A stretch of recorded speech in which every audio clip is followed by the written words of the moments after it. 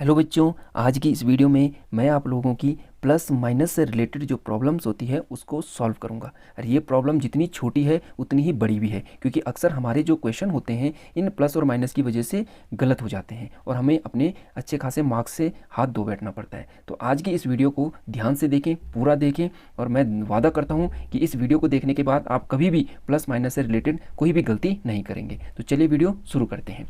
तो बच्चों, पहले हम शुरू करेंगे कि इंटीजर्स, ये प्लस माइनस आते कहाँ से? ये आते हैं इंटीजर्स में। तो इंटीजर्स कहाँ से आते हैं, चलिए इसके पहले हम देखते हैं कि नेचुरल नंबर क्या होते हैं। सबसे पहले होते हैं प्राकृतिक संख्याएं। प्राकृतिक संख्या हमें पता है नेचुरल नंबर ये कहाँ से शुरू होती है? एक से शुरू होते हैं। ठीक है, नॉर्मल जो हमारी गिनती होती है, जो हमारी काउंटिंग होती है, उन्हीं को हम क्या कहते हैं? नेचुरल नंबर कहते हैं। ठीक है, समझ गए हो? 1 2 3 4 5 जो भी हम काउंटिंग करते हैं, गिनती करते हैं, उसी को हम क्या कहते हैं? प्राकृतिक संख्याएं। दूसरे नंबर पर आती है बच्चों पूर्ण संख्याएं। पूर्ण संख्या क्या होती है? 0 से शुरू। अर्थात हम कह सकते हैं कि जैसे ये प्राकृतिक संख्याएं थी, इन्हीं प्राकृतिक संख्याओं के पहले जैसे ही 0 लग जाता है वैसे ये क्या बन जाती है? पूर्ण संख्याएं, होल नंबर्स बन जाते हैं। इसके बाद जो तीसरे नंबर पे आता है इंटीजर्स। यहीं से हमारा जो गेम है वो चेंज हो जाता है। तो यहाँ से क्या होता है? इंटीजर्स क्या होता है कि देखिए, हमारे पास ये संख्याएं थी, इन संख्याओं को देखिए +1 2 3 4 5 6 ये सारे के सारे प्लस में। तो इन संख्याओं को हम क्या बोलते हैं? क्या बोल सकते हैं? धन संख्याएं। क्या बोल सकते हैं हम इनको? धन संख्याएं। अगर आप देखोगे तो ये सारी की सारी धनात्मक संख्याएं। ठीक है, पूर्ण संख्या में हमारे पास क्या आ गया था? 0 आ गया था। पूर्ण संख्याओं में क्या आ गया था? हमारे पास 0 आ गया था। लेकिन हमें बाद में पता चला कि 0 से नीचे भी कोई संख्याएं होती है और उनको हमने नाम दिया ऋण संख्याएं। ठीक है, क्या है? ऋण संख्याएं। तो पूर्णांक क्या होता है? जब हमारे पास धन संख्याएं तो पहले से थी, कहाँ से? प्राकृतिक से। ठीक है, 0 हमें कहाँ से मिला? पूर्ण से। और जब हमें ऋण संख्याएं भी हमने इनके साथ क्या कर दी? मिला दी। तो इस प्रकार की जो संख्याएं बनी, इन्हीं संख्याओं को हमने कहा पूर्णांक, अर्थात इंटीजर्स। ठीक है, अब आप समझ गए होंगे कि अगर हमारे पास धन संख्याएं भी है, 0 भी है और ऋण संख्याएं भी है, तो इन्हीं को हम क्या कहते हैं? इंटीजर्स, यानी पूर्णांक कहते हैं। अब हम इसको कैसे दर्शाना है, देखिए यही सबसे मेन है जो मैं आपके सामने ये बना रहा हूँ। इसको कहते हैं संख्या रेखा। अगर आप इस संख्या रेखा को समझ गए तो आप पूरे इंटीजर्स को समझ पाएंगे। तो संख्या रेखा में क्या होता है? जो मेन में, जो बीच में जो संख्या होती है, मेन होता है 0। ठीक है, इससे आगे अगर हम जाते हैं तो +1, यहाँ होता है +2, +3, +4, इसी तरह से आगे बढ़ सकते हैं। यहाँ होता -1, ये होता -2, ये होता -3, -4 और -5। इस प्रकार से हम क्या करते हैं? किसी संख्या रेखा को दिखाते हैं। संख्या रेखा पर पूर्णांकों को इस प्रकार से हम दर्शाते हैं।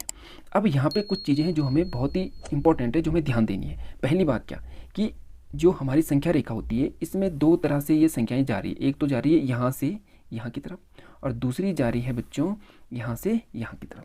ठीक है, अब जो संख्या ऐसे में, जैसे हम इधर की तरफ जा रहे हैं, ठीक है, इधर की तरफ जाए, बाएं से दाएं की तरफ, तो इसको हम कहते हैं बढ़ता क्रम। ये क्या है? इसका बढ़ता हुआ क्रम। ठीक है, और अगर हम पीछे की तरफ आ रहे हैं तो इसको हम कहते हैं घटता क्रम। इसको हम कहते हैं घटता क्रम। ये हमारा घटता क्रम। अर्थात हम कैसे, जैसे यहाँ पे आप देख सकते हैं 4 बड़ा है, 3 छोटा है, 2 और छोटा है, 1 और छोटा है, 0 और छोटा है। अब यहाँ से कहानी चेंज आती है। यहाँ से क्या होता है? हमें लगता है कि ऋण 1 जैसे तो ये तो छोटा होगा, ये बड़ा होगा, पर नहीं, ये और छोटे हैं। ऋण 1 बड़ा है ऋण 2 से। ठीक है, ऋण 2 बड़ा है ऋण 3 से, ऋण 3 बड़ा है ऋण 4 से, ऋण 4 बड़ा है ऋण 5। इसी तरह से अगर हम आगे बढ़ते जाएंगे तो यहाँ अगर कोई संख्या ऋण में होगी तो वो छोटी होगी, किससे? इन संख्याओं से। अर्थात हम यहाँ पे एक चीज़ और कह सकते हैं कि सबसे बड़ी, क्या कह सकते हैं कि जो सबसे बड़ी जो ऋणात्मक संख्या होती है, सबसे बड़ी ऋणात्मक संख्या क्या होती है? ऋण 1 होती है। यह हम कह सकते हैं सबसे बड़ा जो ऋणात्मक पूर्णांक है वो कौन है? ऋण 1 है। ठीक है ना, ये ध्यान रखना आपने। तो ऋण 1 क्या है? सबसे बड़ी ऋण संख्या होती है। क्लियर हो गया? अब ये भी हम समझ गए। अब यहाँ पे जैसे मैं अभी बता रहा था बड़े छोटे की मैंने बात की थी। मान लीजिए हमारे पास कोई संख्या, देखिए ऋणात्मक संख्या इस प्रकार से हमारे पास है, जैसे देख लीजिए आप, यहाँ पे है 10 है, ये है -1, -6, -1000, ये है 4, ये है 6, ये है -8। इस प्रकार की एक संख्या हमारे पास है और हमें कहा जाता है कि इन संख्याओं को हमें क्या करना है? आरोही क्रम में लगाना है। कैसे लगाना है? आरोही क्रम में। अर्थात आरोही क्रम आपको पता होना चाहिए। आरोही क्रम क्या होता है? छोटे से बड़े की तरफ। तो अब हमें बतानी इनमें से सबसे छोटी संख्या कौन सी है। तो ध्यान रखना, अगर कोई ऋण संख्या किसी के आगे लगी, ऋण मीन्स होता है बच्चों कर्जा। ऋण मीन्स क्या होता है? कर्जा। ठीक है, ये ध्यान रखना। अगर किसी संख्या के आगे ऋण लगा हुआ है तो इसका मतलब उसमें कर्जा है, और वो जितनी बड़ी होगी इसका मतलब उस पर उतना ज़्यादा कर्जा है। तो कर्जा मीन्स नेगेटिव आता है। कर्जा किस में आता है? नेगेटिव में आता है। मतलब कर्जा मतलब कम आंकते हैं हम उस चीज़। मान लो किसी व्यक्ति पे 10 रुपये का कर्जा है, किसी पे 1 लाख का कर्जा है, तो जिस पे 1 लाख का कर्जा है उसको हम क्या समझते हैं कि भाई ये तो कर्जे वाला व्यक्ति है, तो उसको हम नीचे आंकते हैं उससे जिस पे कम कर्जा है। ठीक है ना, इस तरह से हमने समझना है इस चीज़ को। तो यहाँ पे कौन सी संख्या बड़ी होगी, कौन सी छोटी होगी? जिस संख्या पे जो बड़ी से बड़ी संख्या जिस पर ऋण का चिन्ह लगा हो। तो यहाँ पे देखिए ऋण का, अब पहले तो सबसे छोटे में ऋण होगी, है ना, ऋणात्मक होगी, लेकिन कौन सी होगी ये देखना है। तो ऋण 1 है, ऋण 6 है, ऋण 1000 हज़ार है और ऋण 8 है। तो इनमें सबसे बड़ी संख्या कौन है जिसके आगे ऋण लगा हुआ? सबसे बड़ी है 1000 जिसके आगे ऋण लगा हुआ। तो इसमें सबसे छोटी संख्या कौन है? ऋण 1000, क्योंकि इस पर जो कर्जा है वो सबसे अधिक है। इसके बाद अगर हम ध्यान से देखेंगे तो यहाँ क्या है? ऋण 8 है, फिर क्या है? ऋण 6 है, फिर क्या है? ऋण 1 है। ठीक है, मेन तो यहाँ है। अब आप आसानी से आगे बता सकते हो। आसानी तो सारे, अब तो सारे धनात्मक है। ये 4 हो गया, ये 6 हो गया और इसके बाद ये 10 हो गया। इस प्रकार से हम इन संख्याओं को आरोही क्रम मीन्स बढ़ते हुए क्रम में, असेंडिंग ऑर्डर में लगा सकते हैं। तो आप समझ गए होंगे। ठीक है, जितनी बड़ी संख्या होगी और उसके आगे ऋण का चिन्ह होगा तो वो सबसे छोटी कहलाएगी। मान लीजिए हमारे पास, एक में उदाहरण देते हैं, 0 है। ठीक है, और यहाँ पर मान लीजिए हमारे पास कितना है? 125 है। तो इसमें बड़ा कौन होगा? 0 होगा। क्या होगा? 0 बड़ा होगा। ठीक है, अब हमने क्या करना है, जो इंटीजर्स की जो हमारा मेन मोटिव था इस वीडियो में, इसको अब हम शुरू कर रहे हैं कि जो हमारे पूर्णांक होते हैं इनको हम कैसे जोड़ते हैं, कैसे घटाते हैं, कैसे गुणा करते हैं और कैसे भाग करते हैं। तो चलिए अब इसको शुरू करते हैं। सबसे पहले हम करेंगे पूर्णांकों का जोड़। क्या करते हैं? पूर्णांकों का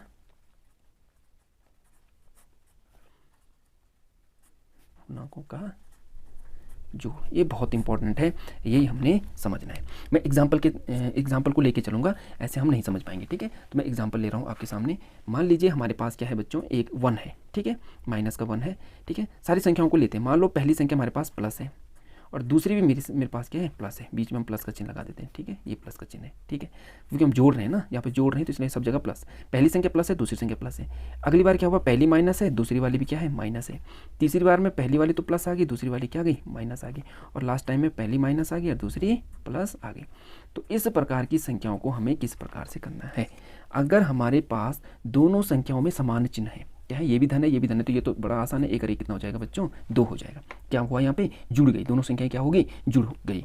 इसी प्रकार यहाँ पे भी हमने ध्यान से देखना, पहली संख्या पे ऋण है, दूसरी संख्या पे ऋण है, दोनों चिन्ह क्या है? समान है। तो ये दोनों भी क्या हो जाएंगे?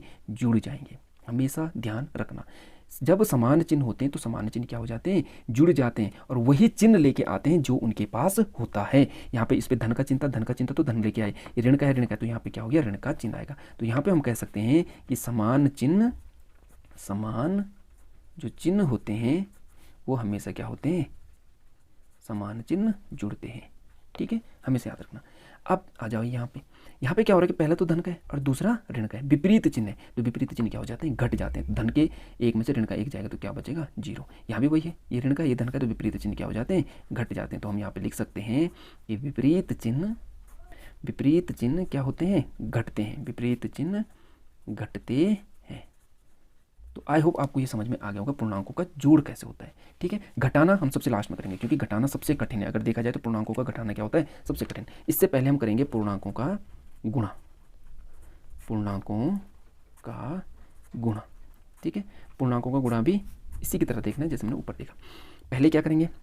गुणा है तो बीच में गुणा का चिन्ह लगा देते हैं। यहाँ भी गुणा का चिन्ह, गुणा का चिन्ह, गुणा का चिन्ह और गुणा का चिन्ह। ठीक है, पहली संख्या मान लीजिए हमारे पास +1 है और यहाँ भी हमारे पास +1 है। यहाँ हमारे पास माइनस है, यहाँ हमारे पास माइनस है। पहली वाली प्लस है, दूसरी वाली माइनस है और यहाँ पहली वाली माइनस है, दूसरी वाली प्लस है। तो देखते हैं आंसर में क्या आता है। यहाँ ये जो पूर्णांकों का गुणा होता है ये काफ़ी मिलता है पूर्णांकों के जोड़ से। ठीक है, ध्यान रखना। यहाँ पे भी क्या होगा? समान चिन्ह है। देखिए यहाँ पे भी प्लस है, यहाँ प्लस है, तो 1 एकम क्या हो जाएगा? 1 हो जाएगा और प्लस प्लस का प्लस। ठीक है, गुणा क्या आ जाएगा? 1 एकम 1 वही आएगा और चिन्ह भी वही आएगा। ये थोड़ा इंपॉर्टेंट है। क्या है कि 1 एकम 1 तो होगा। ठीक है, लेकिन जहाँ अब यहाँ भी समान चिन्ह है, ये भी समान चिन्ह, ऋण है ऋण, तो ये हमारे क्या हो जाएगा? धन हो जाएगा।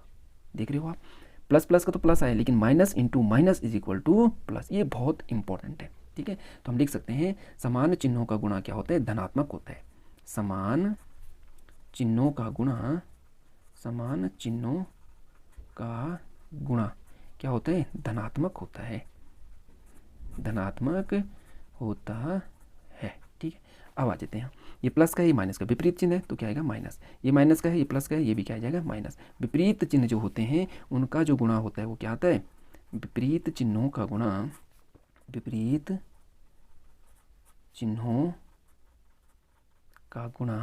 क्या होता है? ऋणात्मक होता है। ठीक, यहाँ पे आप अच्छे से समझ गए होंगे। तो समान चिन्हों का गुणा धनात्मक होगा और विपरीत चिन्हों का गुणा ऋणात्मक होगा। क्लियर हो गया? ठीक है, इसी प्रकार पूर्णांकों का जो भाग होता है अगर हम पूर्णांकों का भाग भी करते हैं, भाग वो सेम इसी की तरह होता है। अगर समान चिन्ह होंगे तो कट जाते हैं, वो धनात्मक हो जाते हैं, विपरीत भी होंगे तो धनात्मक, और वो सॉरी समान चिन्ह होंगे तो धनात्मक, विपरीत चिन्ह होंगे तो ऋणात्मक। यही सेम यही कंडीशन भाग में। अब हम इससे एग्जाम्पल करेंगे, बहुत अच्छे अच्छे क्वेश्चन करेंगे, उसमें सारा क्लियर हो जाएगा। ठीक है, अभी हमें बेसिक पढ़ना है। तीसरी कंडीशन आती है जो सबसे इंपॉर्टेंट है, वो है पूर्णांकों का घटाना। ये बहुत इंपॉर्टेंट है, पूर्णांकों का घटाना सबसे इंपॉर्टेंट अगर देखा जाए तो सबसे इंपॉर्टेंट यही है, पूर्णांकों का घटाना। इसको अब हमने समझना है। देखिए क्या होता है, पहले हम लगा देते हैं घटाने का चिन्ह, यहाँ भी, यहाँ भी, यहाँ और इस प्रकार से। ठीक है, इसी प्रकार से हम करते हैं। पहली संख्या दोनों तरफ प्लस होगी, यहाँ भी प्लस, यहाँ भी प्लस, यहाँ माइनस तो यहाँ भी माइनस, यहाँ माइनस तो यहाँ प्लस, और यहाँ प्लस तो यहाँ माइनस। तो चलिए करते हैं इसको, ध्यान से देखिए। इसमें क्या होता है कि देखिए ये वाला तो आसान है, मान लो कोई संख्या प्लस में है और ये भी प्लस में है, तो क्या होगा, प्लस में ये संख्या क्या हो जाएगी, घट के क्या हो जाएगा, हमारा शून्य आ जाएगा। ये क्या जाएगा, घट जाएंगे। ठीक है, समान चिन्ह क्या हो जाएगा, घट जाएंगे। अब यहाँ पे भी ध्यान रखना आपने कि जैसे ये ऋण का है, ठीक है, इसको एक स्टेप और आगे हमें करना पड़ेगा। ये तो ऋण एक है, ठीक है। अब यहाँ पे इन दोनों का बेटा हमें पता है कि ब्रैकेट मीन्स होता है गुणा, ब्रैकेट मीन्स होता है गुणा, इसीलिए मैंने क्या करा था, गुणा वाला मैंने पहले कराया। तो ब्रैकेट मीन्स होता है गुणा, ठीक है। अब यहाँ पे क्या हो रहा है कि ये ऋण एक बाहर है और एक ऋण कहाँ है, अंदर है। तो जब ये दोनों ऋण गुणा करेंगे तो ऋण गुणा ऋण, यहाँ से मैंने बताया था ऋण गुणा ऋण क्या होता है, धन एक होता है। तो इसका मतलब ये हो गया मेरा धन एक, क्या हो गया, धन एक। अब देखो एक धन का एक, एक ऋण का एक, विपरीत चिन्ह क्या हो जाते हैं, हमेशा घट जाते हैं, और ये हो जाएगा हमारा जीरो। क्या हो जाएगा, जीरो। अगर हम यहाँ पे भी देखें तो यहाँ पे भी हम ऐसे कर सकते हैं, प्लस माइनस का हो जाएगा माइनस, ये माइनस का वन प्लस का वन, विपरीत चिन्ह क्या हो जाते हैं, घट जाते हैं। विपरीत चिन्ह हमारे के कमी से क्या हो जाते हैं, घट जाते हैं। ठीक है, यहाँ पे भी मैंने बताया था, ऊपर भी है ना। ये अगर आपको जोड़ वाला याद होगा, पूर्णांकों का जोड़, तो मैंने क्या था, विपरीत चिन्ह क्या होते हैं, घटते हैं। ये तो यहीं से मैंने बताया था ना, तो वही मैं यहाँ कह रहा हूँ, एक चिन्ह मेरा प्लस वाला है, दूसरा माइनस का है, तो विपरीत चिन्ह क्या हो जाते हैं, घट जाते हैं। ठीक है, तो यहाँ पे हमने ये निष्कर्ष क्या निकला कि समान चिन्ह, जो हमारे समान चिन्ह है, देखिए समान चिन्ह क्या हो रहा है, यहाँ पे घट रहे हैं, समान चिन्ह घटते हैं, ये ध्यान रखना। अगर हमारे पास कोई दोनों संख्या है, मान लो बीच में ऋण का चिन्ह है और दोनों संख्याएं समान चिन्ह वाली है, तो हमारा ओवरऑल जो फाइनल क्या होगा, वो हमारा क्या होगा, वो दोनों संख्याएं आपस में घट जाएगी। ठीक है, क्या कहा मैंने, फिर से सुनिए, बीच में घटाने का चिन्ह है और जो संख्या हमारे पास गिवन है उनमें मान लो सेम है, वो यहाँ भी प्लस है, यहाँ भी प्लस है, यहाँ भी माइनस है, यहाँ भी माइनस है, तो अगर समान चिन्ह होंगे तो वो क्या हो जाते हैं, घट जाते हैं। जबकि मैंने ऊपर क्या कहा था, समान चिन्ह जुड़ते हैं, जस्ट अपोजिट है उसका। क्लियर हो गया। अब नीचे आ जाइए आप, यहाँ क्या हो रहा है, माइनस, ये है माइनस का एक, ठीक है, माइनस की। और जब इन दोनों का गुणा होगा तो प्लस माइनस का क्या हो जाएगा, -1 हो जाएगा। अब दोनों क्या हो गए, समान चिन्ह हो गए, इस पर भी -1, इस पर -1, तो समान चिन्ह क्या हो जाते हैं, जुड़ते हैं, वो मैंने वहाँ भी बताया था। इसी प्रकार ये है प्लस का 1, अभी माइनस गुणा माइनस बना के क्या हो जाएंगे, +1, अब +1 क्या हो जाएगा, प्लस का 2। ठीक है, तो क्या है, कहानी क्या है कि ये बिल्कुल जोड़ का अपोजिट है। उस वहाँ समान चिन्ह जुड़ते हैं, विपरीत चिन्ह घटते हैं, यहाँ उल्टा है, समान चिन्ह घटते हैं और विपरीत चिन्ह क्या होंगे, विपरीत चिन्ह जुड़ते हैं, विपरीत चिन्ह जुड़ते हैं। क्लियर हो गया। और चिन्ह वही आता है जो उनके पास, जैसे ये ऋणों का था, ये दोनों भी ऋण के थे तो यहाँ भी ऋण का बना, ये धन के थे तो यहाँ भी हमारे पास धन का बना। ठीक है, चिन्ह वही आएगा जो उनके पास होगा। तो आई होप आपको ये जो कॉन्सेप्ट है ये आपको समझ में आ गया होगा। अब ऐसा करते हैं, इससे रिलेटेड कुछ इंपॉर्टेंट क्वेश्चन कर लेते हैं, तब हमारा और भी कॉन्सेप्ट क्लियर हो जाएगा। तो चलिए मैं कुछ क्वेश्चन लिख लेता हूँ। तो बच्चों ये मैंने इतने सारे क्वेश्चन लिख दिए हैं, सारे इंपॉर्टेंट क्वेश्चन है ये। तो देखिए पहला क्वेश्चन देखिए आप, ठीक है, इसको हम यहीं पे हल करेंगे। तो यहाँ पे देखिए ये क्या है, यहाँ पे ऋण का 8 है, यहाँ पे ऋण का 4 है, ठीक है, और बीच में प्लस का चिन्ह है। ठीक है, तो इसका मतलब ये समान चिन्ह है। समान चिन्ह मैंने क्या कहा, जुड़ते हैं, तो समान चिन्ह जुड़ते हैं, तो 8 और 4 कितना हो जाएगा, 12 हो जाएगा। ठीक है, और चिन्ह वही आएगा जो इनके पास, इस पे ऋण, इस पे ऋण, तो ये क्या हो जाएगा, यही हमारा क्या हो जाएगा, आंसर हो जाएगा। ठीक है, इस वाले में देखिए आप, यहाँ पे क्या है, बीच में ऋण का है। ठीक है, अब मैंने क्या कहा था, अगर ऐसी कंडीशन हो तो समान चिन्ह इसमें घटते हैं, समान चिन्ह इसमें क्या होते हैं, घटते हैं। ठीक है, अब देखिए कैसे, ये ऋण का 8 ऐसे रहेगा। ठीक है, इन दोनों को जो गुणा होगा तो ऋण गुणा क्या हो जाएगा, धन का 4। देखिए अब विपरीत चिन्ह होगी तो इनको जब हम घटाएंगे तो ऋण 8 में से 4 जाएगा तो कितना बचेगा, 4। ठीक है, 8 में 4 के 4। अब चिन्ह उसका जो बड़ा है, ठीक है, बड़ा कौन है, 8 पे कौन सा चिन्ह, ऋण, तो इस पर भी क्या आएगा, ऋण। ये हमारा क्या हो जाएगा, आंसर। बहुत आसान है, कोई दिक्कत नहीं। इस प्रकार क्वेश्चन है, जैसे मान लीजिए अब यहाँ पे देखो 23 पे कौन सा चिन्ह, कोई नहीं है, तो इसका मतलब धन का है, इस पर भी कोई नहीं तो इस पर भी धन का, तो इन दोनों को जोड़ दो, 33 और 11 कितना हो जाएगा, 34 हो जाएगा। ठीक है, माइनस में है 41। अब जब हम इसको घटाएंगे तो सेम इसकी तरह हो गया, तो 41 में से ये जाएगा तो कितना बचेगा, 11 में 7, ये बचेगा 7, ये बचेगा 7, है ना, 7 बचेगा, और चिन्ह उसी का आएगा जो क्या है, बड़ा है। ये हमारा क्या हो जाएगा, आंसर। इस प्रकार इसमें देखिए आप, ये देखिए ये 36 है। ठीक है, अब देखिए पहले 36 को हम ऐसे लिखेंगे, ठीक है, प्लस ये -52 को ऐसे रहने दीजिए आप, -52। अब यहाँ पे प्लस, ये जा माइनस माइनस का क्या हो जाएगा हमारा, प्लस का 36 हो जाएगा। ठीक है, अब ये भी प्लस का, ये भी प्लस है, 36 कितना होता है, 72 होता है। कितना होता है, 72, प्लस माइनस का माइनस, ये हो जाएगा 52। जब हम इसको घटाएंगे तो कितना आ जाएगा आंसर, 20 आ जाएगा। ठीक ठीक है, बहुत ही आसान है। जब आप एक बार प्रैक्टिस में ये चीज़ अगर आपकी आ गई तो आप बड़ी आसानी से इसको कर सकते हो। अब देखिए यहाँ पे गुणा वाले है, ठीक है, तो गुणा में क्या होता है, देखो ऋण गुणा ऋण, देखो मैंने बताया था ऋण गुणा ऋण, तो ऋण गुणा ऋण क्या होता है, धन। और जब हम 12 गुणा 11 करेंगे तो 12 कम 12 का 2 हाथ से लेंगे 1, 12 कम 12 1 13, कितना हो जाएगा 132। अब गुणा कर दो 10 का, ये दोनों धनात्मक है तो एक जीरो लगा दो तो ये हो जाएगा 1320, ये हो जाएगा हमारा आंसर। ठीक है, इस प्रकार का क्वेश्चन है। अब हम दो दो करके करें, देखो ऋण 3 गुणा ऋण 6 गुणा ऋण 2 गुणा ऋण 1, तो पहले हम इन दोनों को करते हैं, तो 6 3 बच्चों कितना होता है 18, और ऋण गुणा ऋण बराबर कितना होता है धन। इसी प्रकार हम गुणा का चिन्ह लगाते हैं यहाँ पे, इसको ब्रैकेट में बंद कर दो। अब 2 ही कम कितना होता है 2, और ऋण गुणा ऋण बराबर क्या होता है धन। ठीक है, ये भी धन का ये भी धन का, तो 18 दूनी कितना होता है 36, ये भी क्या हो जाएगा धन में, यही हमारा क्या हो जाएगा आंसर आ जाएगा। ठीक है, इसके अब इसको देखते हैं, यहाँ पे देखो 2 एकम कितना हो जाएगा 2, ये ऋण का ये ऋण का, ऋण गुणा ऋण बराबर क्या हो जाता है धन। अब यहाँ देखिए 3 चौको कितना होता है 12, लेकिन यहाँ ये माइनस का है और ये प्लस का है, तो प्लस माइनस का हो जाएगा माइनस, यहाँ पे कॉमा लग जाएगा, बीच में क्या हो जाएगा वो ब्रैकेट लग जाएगा गुणा। अब 12 दूनी कितना होता है 24 होता है, और चिन्ह किसका आएगा देखो माइनस इंटू प्लस, ये प्लस का माइनस, तो प्लस माइनस का माइनस, ये हमारा क्या हो जाएगा आंसर हो जाएगा। ठीक है, अब देखिए ये भाग वाले हैं, मैंने भाग वाला मैंने बताया था, तो इसमें क्या करना है आपने, देखिए जो ऋण ऊपर आ जाएगा और बटे का चिन्ह लग जाएगा, 10 नीचे का, एक ये कट जाएगा तो कितना आ जाएगा माइनस का 3। ठीक है, विपरीत चिन्ह है ना, तो विपरीत चिन्ह का ऋण ही आता है। देखिए ये थोड़ा डिफरेंट टाइप का है, तो इसमें हमने क्या करना है 13 भागा, इसको ऐसे रहने दो। अब ब्रैकेट को हल करना, देखिए माइनस का है ये प्लस का है, तो विपरीत चिन्ह क्या हो जाते हैं घट जाते हैं, तो घटेंगे तो 2 में से 1 जाएगा, कितना बचेगा 1, और चिन्ह किसका जो बड़ा है, तो बड़ा ये है तो ये आएगा ऋण 1। फिर हम इसको लिखेंगे 13 बटे ऋण 1, ठीक है ना। और जब ये 13 कम क्या हो जाएगा 13, ये माइनस का, तो ये भी हमारा क्या आ जाएगा आंसर भी माइनस में आ जाएगा। इसी प्रकार ये क्वेश्चन है, पहले हम लिखेंगे माइनस 31, फिर आ जाएगा भाग का चिन्ह। अब देखिए पहले हम ब्रैकेट को हल करेंगे, तो देखिए ये क्या है ऋण का 30, ये है ऋण का 1, और ऋण का 30 और ऋण का समान चिन्ह क्या हो जाते हैं जुड़ जाते हैं, तो ये कितना हो जाएगा ऋण का 31 हो जाएगा। ठीक है बच्चों, अब ऋण का 31 भागा का आ गया बट्टा, और नीचे भी आ जाएगा ऋण का 31, ऋण से ऋण कट जाएगा, 31 से कम 31, एक हमारा क्या हो जाएगा आंसर। तो आई होप आपको ये वीडियो समझ में आई होगी, और ऋण से माइनस प्लस माइनस से संबंधित आपकी जो प्रॉब्लम रही होगी वो आपकी सॉल्व हो गई होगी। अगर नहीं हुई है तो आप कमेंट बॉक्स में बताएं, मैं दोबारा इसको और अच्छे से और अच्छे क्वेश्चन इस पर सॉल्व करूँगा, और आपकी क्वेरीज जो है इसको सॉल्व करूँगा। तो अगर आपको ये वीडियो अच्छी लगी है तो वीडियो को लाइक करें, मेरे चैनल को सब्सक्राइब करें नेक्स्ट वीडियो में। तब तक के लिए धन्यवाद।